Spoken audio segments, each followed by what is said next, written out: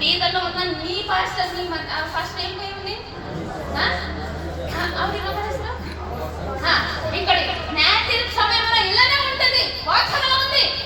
ఇక్కడ ఆమోస్ పాస్టర్, ఇక్కడ ఈ రాజు పాస్టర్, ఇక్కడ ఈ రాజు పాస్టర్, ఇక్కడ మానస్ పాస్టర్, ఇంకొకరి ఆ పాస్టర్, ఇంకొకరి ఆంధ్రలో ఉన్న పాస్టర్, ఇంకొకరు ఎక్కడ ఉంటారు ఆ గంగావరం పాస్టర్. అన్ని కూర్చి దేవా నేను ఇది పని చేశాను, అరే నువ్వు చెప్పకు నాకు, నేను నీ లిస్ట్ తీస్తాను.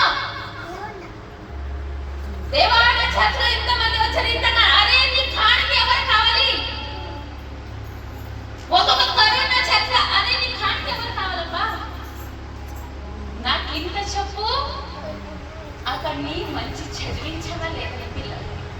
ఏమని వాక్యమన నువ్వు నేర్పించవా లేదని పిల్లలకి? అక్కడ రాజపాస్టర్ ఏం చేయాలి? అడిగితే ఏం చేయాలి? రాజపాస్టర్ నేర్పించాలన్నలా లేదన్నలా? అలా అన్నది కాదు, నీ మాట ఎవరు వింటారు? అక్కడ పవిత్రాత్మ మీ మాట విన్నారు. అక్కడ అయ్యే ఇలా కూర్చోలాల్సింది. అరే నేను ఇంత చెప్పాను నా పిల్లల కోసం, ఇప్పుడు నాకు వచ్చింది ఇది కష్టము, నాకు శిక్ష. ఇప్పుడు ఇంకొక రాజపాస్టర్ అడుగుతారు, నువ్వు చెప్పావా? చెప్పాను కానీ వినలేదు, అది నా ప్రాబ్లం కాదు. వినలేదంటే నువ్వు విన్నా చెప్పాలి, నువ్వు విన్నాలగా నువ్వు చెప్పాలి.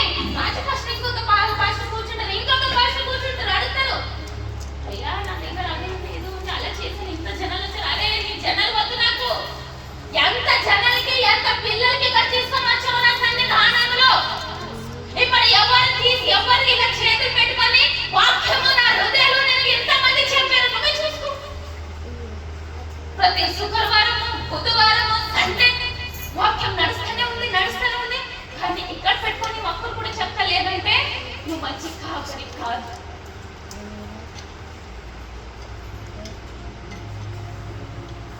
ఇది ఎవరి కోసం అడుగుతున్నారు ఇక్కడికి? నేను వచ్చిన తర్వాత, యేసు ప్రభు వచ్చిన తర్వాత, మత్తయి వల్ల సువార్తె, లూకన్ వల్ల సువార్తె, రోమపురదవరికి అక్కడికి చేరుంది. మీరు విన్నాలే, వినలేదా? నేను చెప్పాను చెప్పలేదా? ఇది మాట అన్ని ఏముంది? ఎందుకంటే దేవుడు వాక్యం చెప్తుంది, నేను వచ్చినప్పుడు మీకు సమయం ఉండదు, మీకు చెప్పడానికి సమయం లేదు, మీకు వినడానికి సమయం ఉండదు.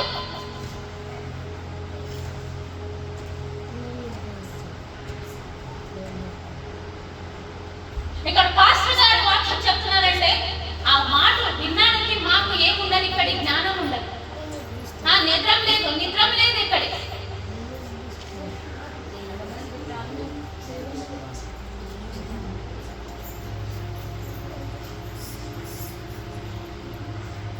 ಇಷ್ಟು ಮಂದಿ ಚರ್ಚಿನಾಗ ಖಾಲಿ 3-4 ಜನ ಕೈ ಇಟ್ಟಿದ್ರು. ಮತ್ತೆ ಅದರ ಕೈ ಇಟ್ಟಿದವರಿಗೆ ಏನು ವಾಕ್ಯ ಕೊಡೋದು ಅದು ಪುಣ್ಯಲ್ಲವ್ರಿಗೆ ವಾಕ್ಯ.